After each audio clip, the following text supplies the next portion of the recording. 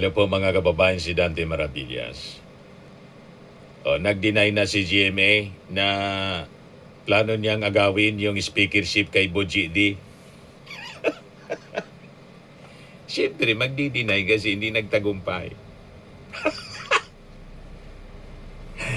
Pero kung nakakuha po ng enough support, walang denial. Nag-fail kasi, siyempre magdi-deny. Nabukya. Less than 30 daw yung nakuha mga kababayan na support. Kasi ang sabi, nag-attempt si GMA, possibly kinausap daw ni Sara Duterte para iligtas sa impeachment. Ito yung statement ni GMA mga kababayan ngayon. Statement of Gloria Macapagal Arroyo, Congresswoman, former President and now Congresswoman Gloria Macapagal Arroyo. I categorically deny the allegations concerning the supposed ouster of Speaker Boji D that surfaced yesterday. I reaffirm my confidence in his leadership of the House of Representatives. Our mutual support, which began many years ago with his late father, remains unbroken, sabi po ni GMA sa report ng GMA News din. Nabukya kasi. Pero kung nagtagumpay po, walang denial. Magdi-deny siyempre.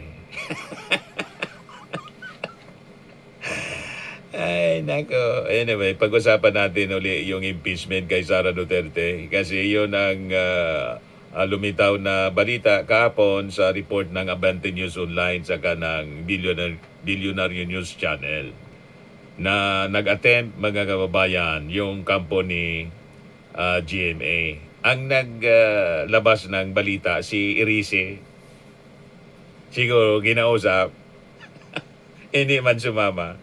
O ngayon, sa kanilang mga propaganda, yung krisis na naman ang ginagamit. Ginagamit na palusot para daw dapat ang focus yung krisis, hindi yung impeachment. Paulit-ulit na lang.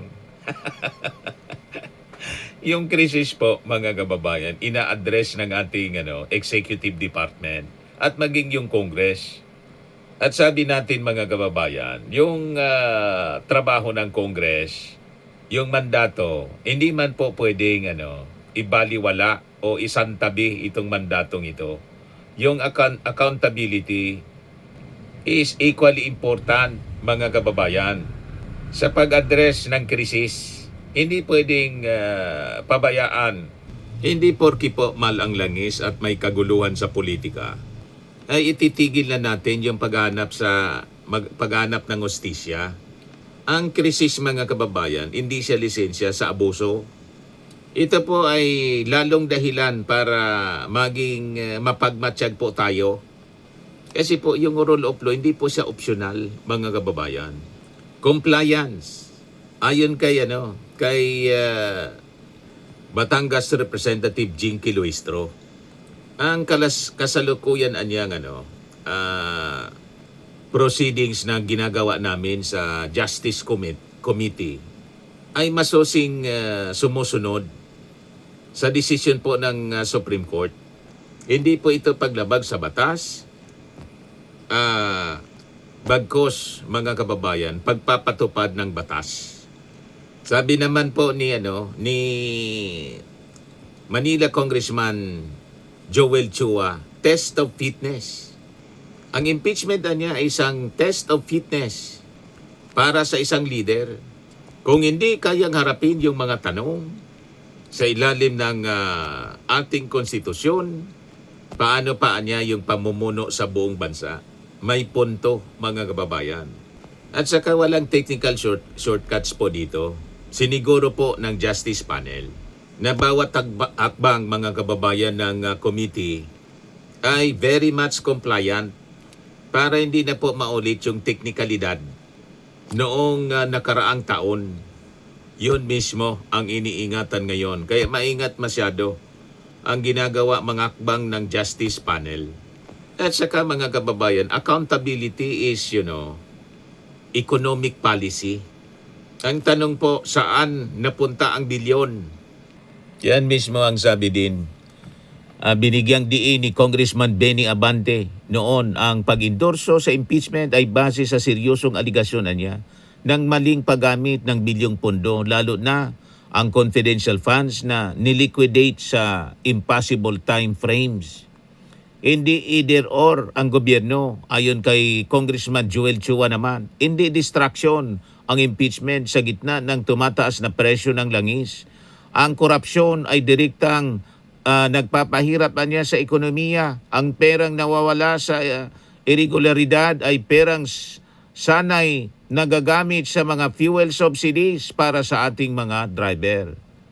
Public office is a public trust, sabi po nila. Ang pananatiling tahimik sa gitna ng mga anomalya ay pakikipagsabwatan sa kawalan ng katarungan, sabi ng mga members ng Justice Panel. Correct. You see, mga kababayan, hindi anya tayo pinapatakbo ng kapritsyo, sabi naman po ni Congressman Terry Ridon. Institusyon over personality, sabi po niya.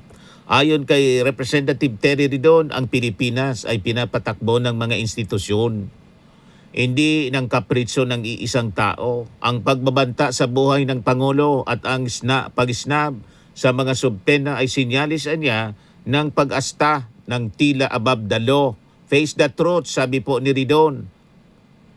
Tinawag ni Ridon na misrepresentation of facts at deception ang mga petisyon sa Supreme Court para itigil ang hearing. Panahon na para harapin ang katotohanan sa halip na magtagoan niya sa likod ng mga legal na teknikalidad.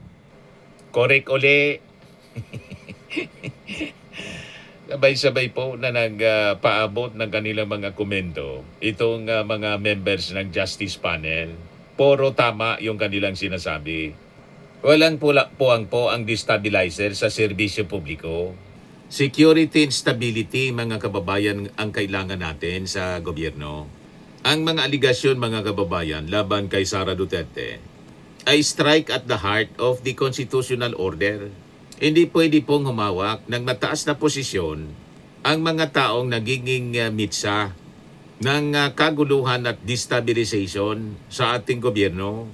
So ayon po kay Representative Jinky Luistro, dapat na ituloy ang proseso kahit na mag-resign itong si Sara Duterte kasi yung prayer sa impeachment po, perpetual disqualification po. Once convicted, ang isang na-impeach, perpetual disqualification ang ultimate objective po nito. Sabi ng mga critics, mga DDS, langis mo na daw ang tutok bago ang impeachment. What? Palusot ninyo lang yan. Multitasking po ang Congress. Habang gumugulong po yung impeachment, tuloy yung trabaho ng Kongreso sa legislation. Ipinasa yung mga legislation na uma-address sa mga problema sa ekonomiya at energy crisis ng ating bansa. At ang pagpapanagot, mga kababayan, kay Sara Duterte ay proteksyon para sa kinabukasan ng ating mga anak at susunod na mga henerasyon.